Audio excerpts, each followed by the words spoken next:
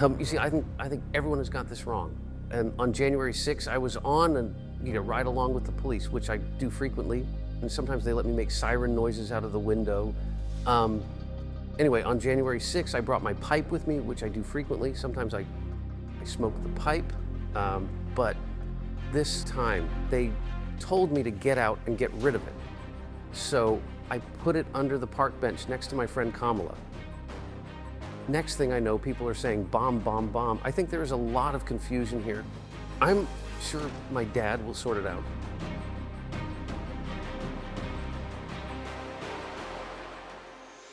What's up, guys? Spenny. A really interesting thing has happened with January 6th. Democrats who couldn't shut up about January 6th when they were in power, remember the insurrection news cycle, that was 24/7 for the better part of 2 or 3 years, and then suddenly Republicans got into power and started investigating it themselves. And boy, they've changed their tune. Are you at all concerned that the new January 6th committee will find you liable for that day? Like, are you at for all instance, concerned about the new January 6th committee listen finding to you how liable Pelosi for that day? reacts to Why this did you reporter. refuse the National Guard on January 6th? Shut up. I did not refuse the National Guard. The president didn't send it. Why are you coming here with Republican talking points as if you're a serious journalist? The American people want to know. We still have questions. Thank you.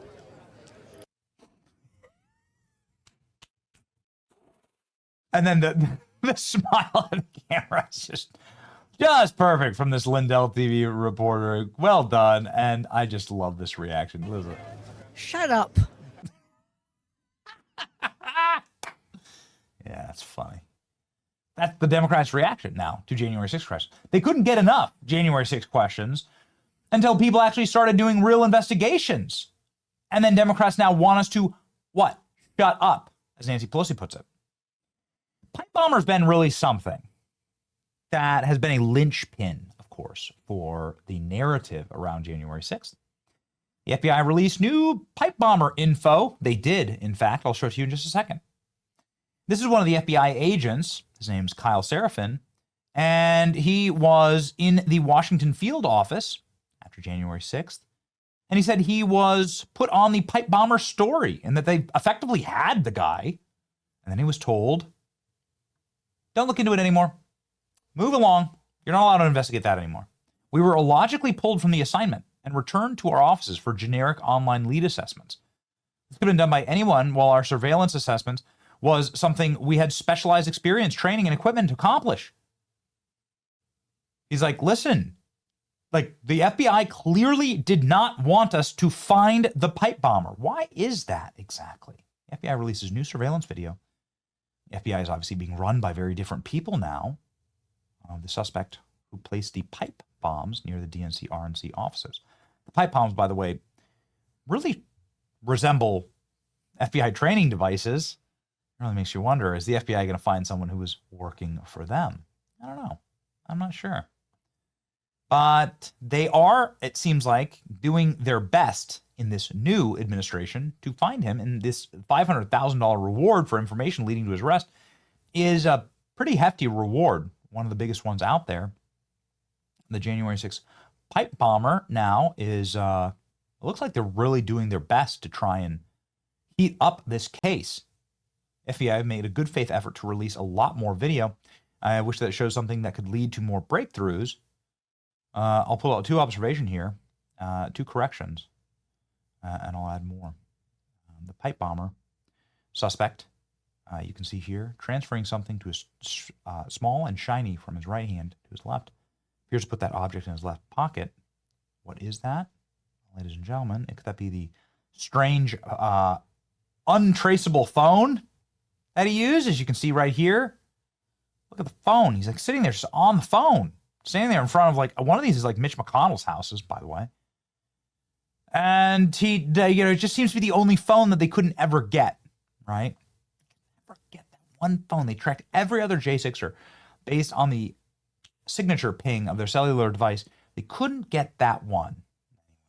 Here's the new information from the FBI. It's gone pretty viral here. It's got millions of views, 10,000 likes, 4,000 reposts, with the FBI talking about the new video On January 5th, 2021, between 7:30 and 8:30 p.m., an unidentified individual placed pipe bombs near the offices of the Democratic National Committee and the Republican National Committee in Washington, D.C. The FBI and our partners are renewing our call for tips from the public to help us identify the suspect. A reward of up to $500,000 is available for information that leads to the arrest and conviction of the individual responsible for this attempted attack.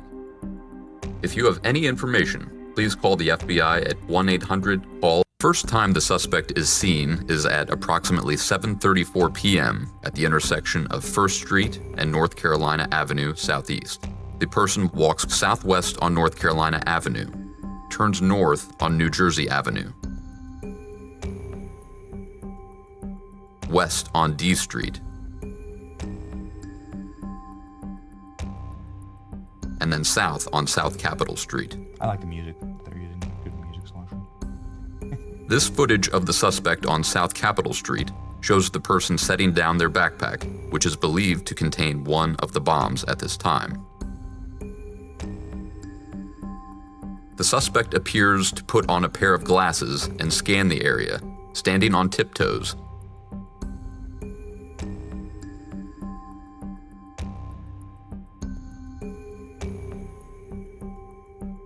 Interesting. Before picking up the backpack, turning around, and heading back the way they came on South Capitol Street. Strange behavior, honestly. After reaching the corner of D Street, the suspect turns around again, and this time walks south all the way down South Capitol Street to a bench outside the Democratic National Committee headquarters building.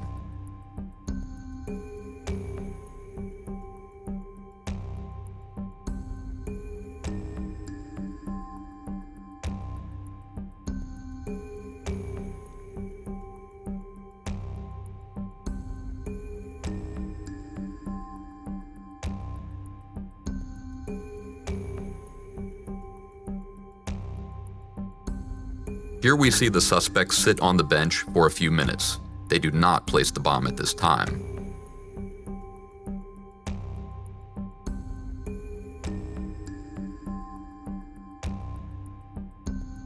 The suspect then walks east on Ivy Street,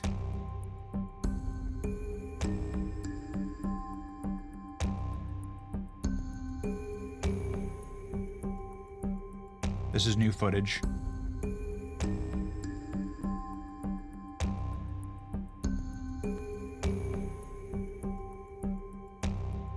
turns north on New Jersey Avenue, and then pauses near the corner of D Street before retracing their steps back to the DNC bench where the first bomb is placed.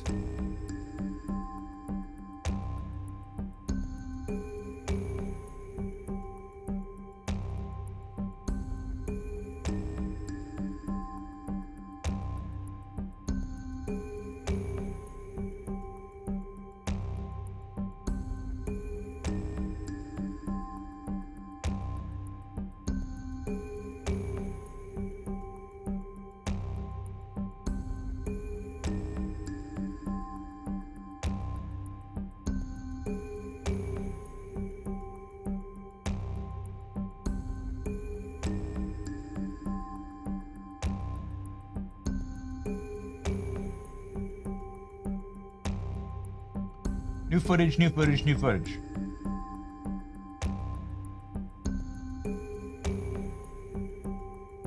This footage shows the suspect sitting on the DNC bench before placing the first bomb.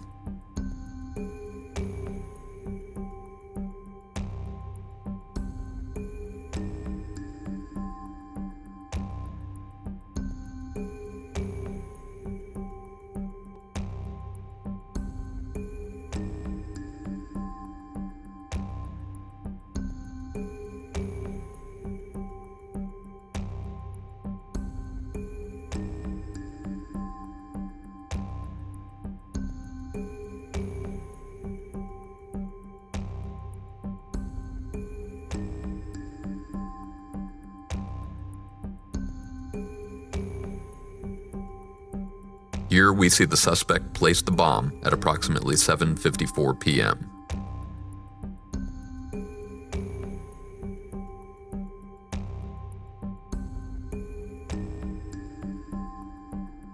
From there, the person walks north on South Capitol Street.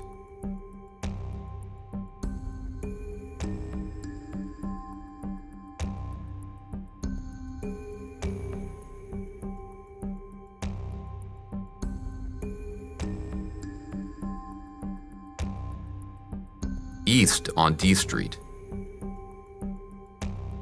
south on New Jersey Avenue, northeast on North Carolina Avenue, when we lose video coverage of the suspect at approximately 8 p.m. 8 minutes later, at about 8:08 p.m., we pick the suspect back up on camera heading north on 2nd Street. The suspect walks west on C Street, enters an alley that leads to Rumsey Court, and then walks west on Rumsey Court. Making the rounds here.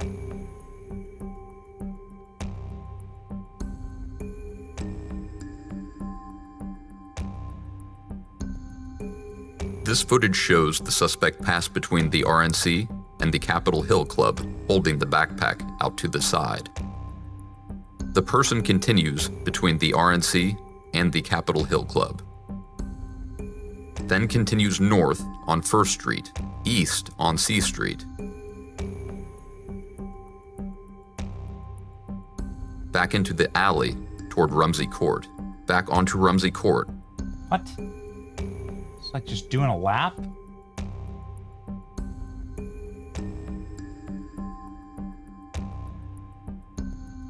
They placed the second pipe bomb at approximately 8:16 p.m. The suspect then turns back onto Rumsey Court, walking east until the person is last seen on camera at approximately 8:18 p.m., wearing the backpack on their shoulders. The bomb is believed to have been placed shortly before this video, based on how the suspect is carrying the backpack. We still believe there is someone out there who has information they may not have realized was significant until now. We're asking you to come forward to share that information with the FBI. Okay, so that's the new footage. It's like quite a bit of new footage there. And it's, you know, some people are very upset about it. Some people are saying this is like part of the cover-up. And some people are, you know, really thankful that the FBI seems to be doing their level-headed best to now find the pipe bomber. I mean, we'll, like, again, I suppose we'll see. The proof will be in the actual conviction of an individual who placed the pipe bombs. And let me tell you something. I want this person convicted, obviously. This is like the absolute number one person that I want to see found, convicted, exposed, unmasked on January 6th. Without question.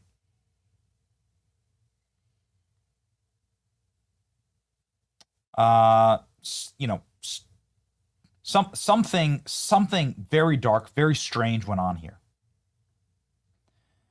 What has been suggested on our program is, of course, that this is a Fed, and that this Fed was planting bombs in order to divert resources from the Capitol so that it could be stormed and everybody could entrap Trump supporters. That's, I think, the simplest explanation here.